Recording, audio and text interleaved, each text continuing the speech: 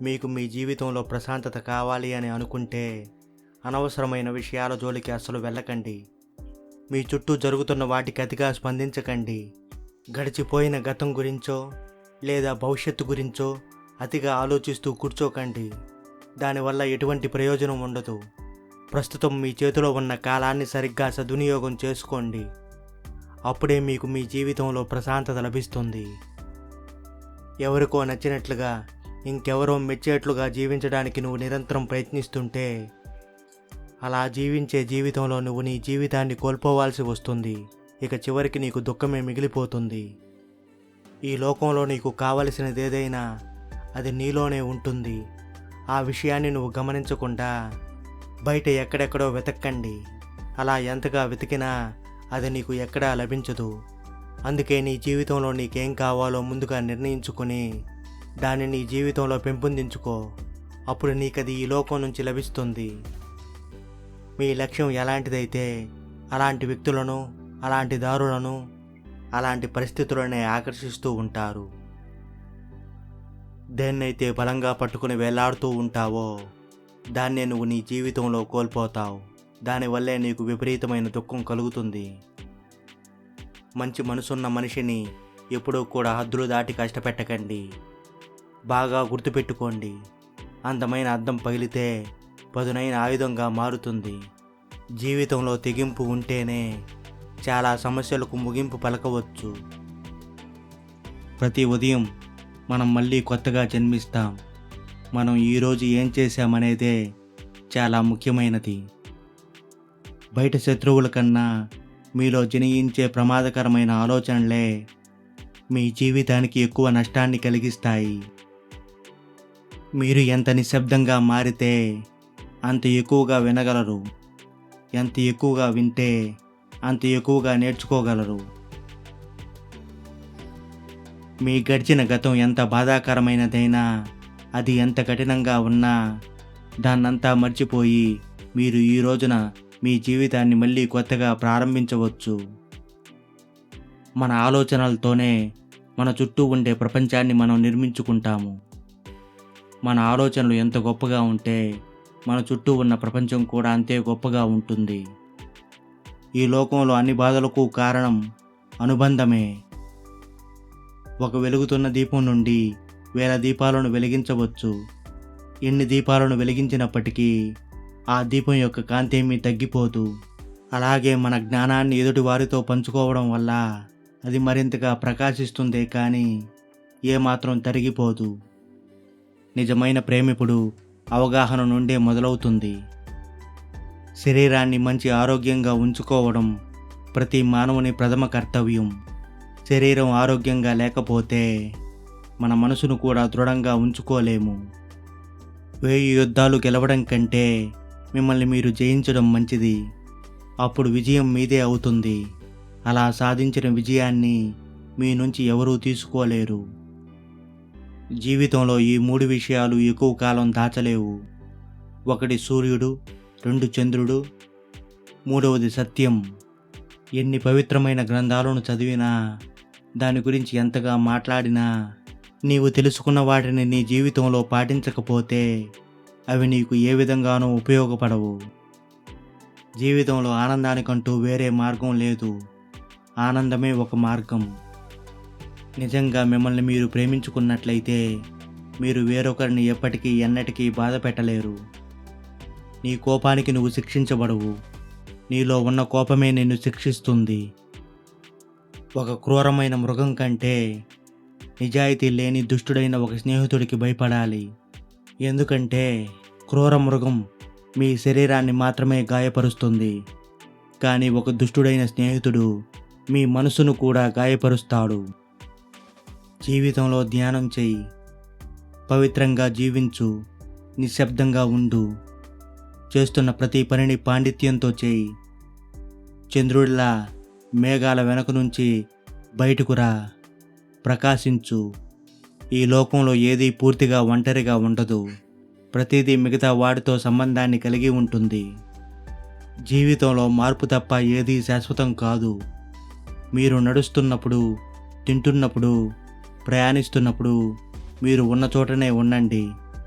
అంటే చేస్తున్న ప్రతి పనిపై ఎరుకుతో ఉండండి. లేకపోతే మీరు మీ జీవితంలో ఎక్కువ భాగాన్ని కోల్పోతారు. 1000 వ్యర్థమైన మాటలు మాట్లాడటం కంటే శాంతిని కాంతిని ప్రసాదించే ఒక్క మంచి మాట మాట్లాడడం మేలు. రాత్రంతా మేలుకుని ఉన్నవాడికి రాత్రి చాలా సుదీర్ఘంగా ఉంటుంది. అలసిన వాడికి 1 మైలు కూడా ఎక్కువ దూరంగా కనిపిస్తుంది. మనస్సంతా బద్ధకంతో నిండి ఉన్న వాడికి జీవితం చాలా సుదీర్ఘంగా అనిపిస్తుంది. ఒక వ్యక్తి గౌతమ్ బుద్ధుని వద్దకు వచ్చి నాకు ఆనందం కావాలి అని అడుగుతాడు. అందుకు గౌతమ్ బుద్ధుడు, ముందుగా నేను అనే అహంకారాన్ని తొలగించుకో, ఆ తరువాత కావాలి అనే కోరికను తీసేయి. ఇక నీ జీవితంలో మిగిలింది ఆనందమే అని బదులిస్తాడు గౌతమ్ బుద్ధుడు. అనవసరమైన కోపాన్ని కలిగి ఉండడం అంటే కాలుతున్న నిప్పును చేతిలో పట్టుకోవడం లాంటిది. దానివల్ల మనకే ప్రమాదం కానీ ఎదుటి వారికి ఎటువంటి నష్టం ఉండదు. క్లిష్టమైన పరిస్థితుల్లో కూడా ఒంటరిగా నడవటం అలవాటు చేసుకోవాలి. ఎందుకంటే కొన్ని సందర్భాల్లో నీ కోసం నడిచేవారు ఉంటారు, కానీ నీకు బదులుగా చివరి వరకు నడిచేవారు ఎవరూ ఉండరు. అందుకే నువ్వు నమ్ముకున్న మార్గాన ఒంటరిగానైనా నువ్వే నడవాలి. నీ చుట్టూ అలముకున్న చీకటిని తరిమియడానికి నువ్వు ఒక చిరుదీపాన్ని వెలిగిస్తే అది నీ మార్గాన్నే కాదు, నిన్ను అనుసరించి వస్తున్న వారి మార్గాల్లో కూడా వెలుగును నింపుతుంది.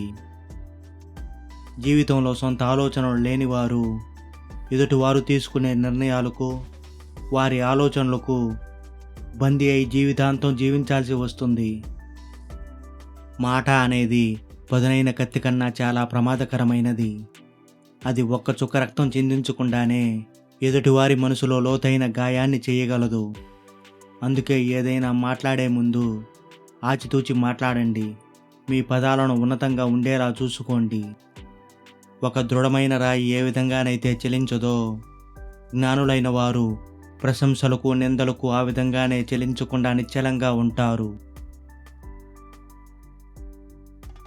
మీరు చేస్తున్న పని ఇతరులకు ప్రయోజనకరంగా ఉన్నప్పుడు ఆనందం దానంతట అదే వస్తుంది. మీ యొక్క అహాన్ని వదులుగా ఉండే వస్త్రంలా ధరించండి. నువ్వు ఏమనుకుంటున్నావో అదే నువ్వు అవుతావు. నువ్వు ఏమనుకుంటున్నావో దాన్నే నువ్వు ఆకర్షిస్తావు. నువ్వు నీ మనసులో ఊహించుకునే దానినే నువ్వు బయట ప్రపంచంలో సృష్టిస్తావు. ఒక ప్రయాణికుడు తనకన్నా మంచి లేదా సమానమైన వ్యక్తిని కలవలేకపోతే అతను తన ప్రయాణాన్ని దృఢంగా కొనసాగించాలి. అలా కాకుండా ఆ సమయంలో మూర్ఖునితో సహవాసం అస్సలు పనికిరాదు. జీవితం అనేది ఎల్లప్పుడూ ప్రవహించే నది లాంటిది. వస్తువులను పట్టుకోకండి, కష్టపడి పని చేయండి. ఎదుటివారు చేసిన తప్పుల్ని పదే పదే గుర్తుకు తెచ్చుకోవడం అంటే మన మనసుపై ఆ సమయాన అనవసరమైన భారం మోపడం లాంటిది. ఎటువంటి సమయంలో కూడా ఎదుటి వ్యక్తిపై ఆధారపడని వ్యక్తి చాలా దూరం సాగిపోయే అవకాశం ఉంది. మనలోని కోపం తాలూకా ఆలోచనలు ఉన్నంతకాలం కోపం ఎప్పటికీ తగ్గదు. జాగ్రత్తగా ఉండండి. ప్రతికూలమైన ఆలోచనల నుండి మీ మనసును నిరంతరం కాపాడుకుంటూ ఉండండి. జీవితంలో అన్ని సమస్యలకు రెండే ఔషధాలు. ఒకటి కాలం, మరొకటి మౌనం.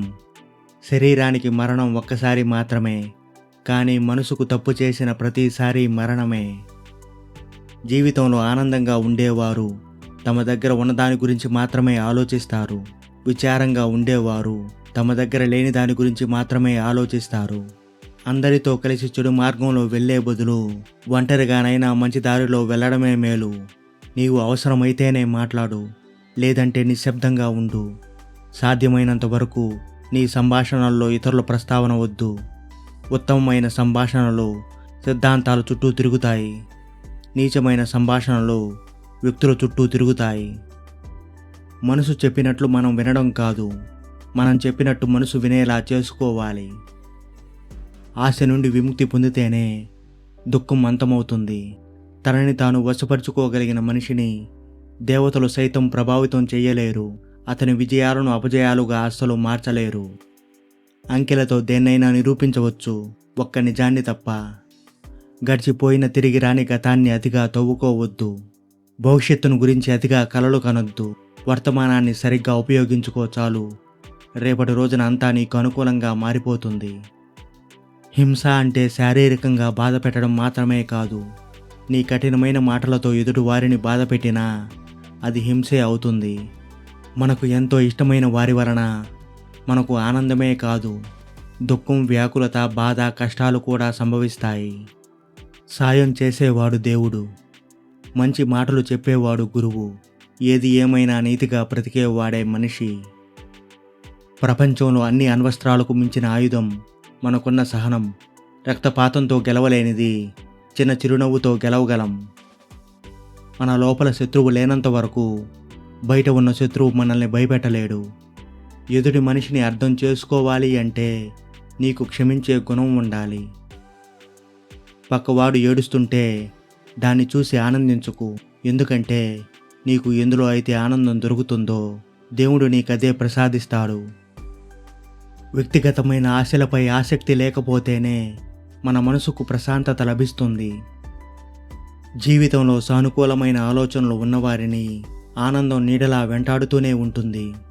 మన జీవితంలో మనకు కలిగే దుఃఖానికి కారణం బంధువో ఆప్తుడో కాదు, మనలో పేరుకుపోయిన అజ్ఞానమే.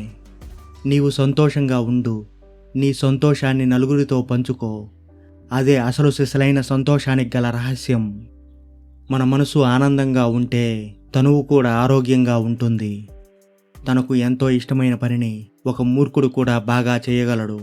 కానీ బుద్ధివంతుడు మాత్రం తను చేస్తున్న ప్రతి పనిని తనకు ఇష్టమైన పనిగా మార్చుకుంటాడు. నీలో ఉన్న లోపాల్ని ఈ ప్రపంచానికి చూపకండి. ఎందుకంటే దానితో ఆడుకోవడానికి ఈ ప్రపంచం కాచుకుని కూర్చొని ఉంటుంది. వాళ్ళేమనుకుంటారో వీళ్ళేమనుకుంటారో అని అనుకుంటూ పోతూ ఉంటే నీ సగం జీవితం వృధా అయిపోతుంది. అసలు నువ్వేమనుకుంటున్నావో దాన్ని మొదలుపెట్టు. ఏదో ఒకటన్నా అవుతుంది.